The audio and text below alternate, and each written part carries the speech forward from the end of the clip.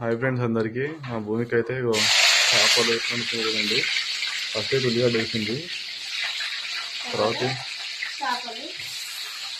తర్వాత ఉప్పు వేసుకొని పసుపు వేసుకొని టమాటా వేసుకున్న తర్వాత టమాటా మంచిగా మగ్గినాక అల్లం వేసుకొని లాస్ట్ అయితే కారం మసాలా కొత్తిమీర వేసుకుంటే మాత్రం ఎండు చేపల కర్రీ సూపర్ ఉంటుంది.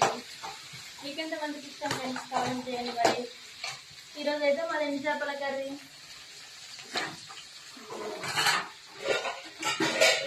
చిక్కుడుకాయ కర్రీ మీకోసం, ఎండు చేపల కర్రీ మాకోసం.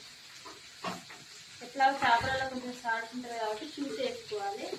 నేనైతే ఈ విధంగా వేస్తాను, మీరు ఎట్లా వేస్తారో లాస్ట్కి వేసుకోవాలి ఉప్పు. ఇప్పుడు వేయద్దు, కూర మొత్తం అయిపోయిన తర్వాత వేసుకోవాలి ఉప్పు. ఇప్పుడు వేస్తే ఏంటంటే ముక్కలలో పట్టాలి చేపలు. ఆల్రెడీ ఉంటుంది ఎండు చేపలు.